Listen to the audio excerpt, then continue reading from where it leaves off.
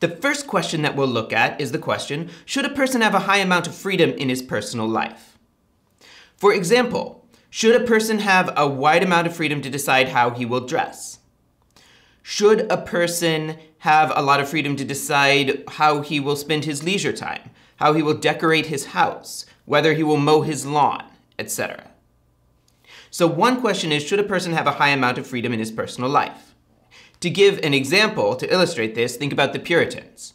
Okay? The Puritans, and to some extent other early Americans, had things like sumptuary laws. Okay? There were laws against the excessive display of wealth.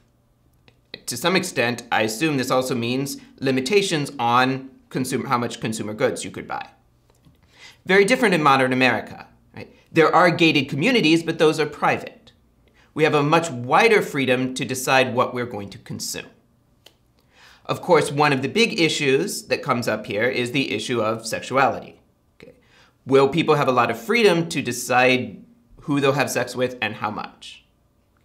So the first question is, should a person have a high amount of freedom in his personal life, or should the government be allowed more leeway to regulate how people manage their personal lives?